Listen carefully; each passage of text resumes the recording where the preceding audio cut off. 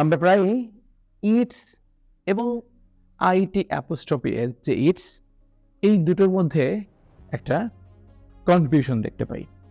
দুটো উচ্চারণ একই, একটা হচ্ছে আইটিএস এবং আরেকটা হচ্ছে আইটি অ্যাপোস্ট্রফি এস, বাট উচ্চারণের দিক থেকে ইটস, তাই তো? এর মধ্যে একটা বিশেষ পার্থক্য আছে। এই যে ইটসটা আমরা দেখতে পাচ্ছি আইটি অ্যাপোস্ট্রফি এস, এটা আসলে ইট ইজ এইটার শর্ট ফর্ম।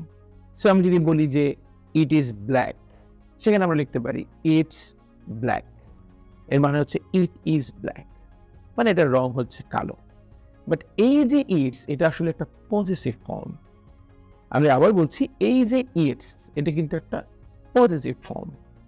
সাপোজ আমি একটা শার্ট কিনেছি, I have bought a shirt, it's colour is blue.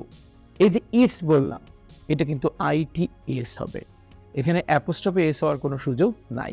যেমন হিজ ব্যবহার করি, হার ব্যবহার করি, হ্যাঁ, মাই ব্যবহার করি, আওয়ার ব্যবহার করি, এগুলো তো পজিটিভ ফর্ম।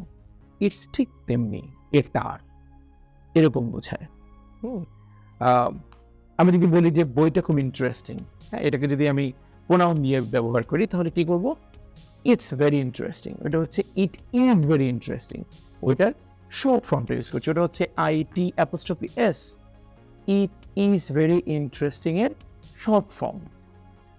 কিন্তু আমি যখন বলবো যে এই বিষয়টা আমার ভালো লাগে, কারণ এর ডেপথ অনেক, এরকম যদি বলি, তাহলে আমরা কি বলবো?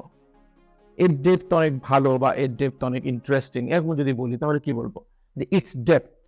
ওই যে ইটস বলছি, এটার, এটা হচ্ছে আইটিএস। ঠিক আছে? Thank you.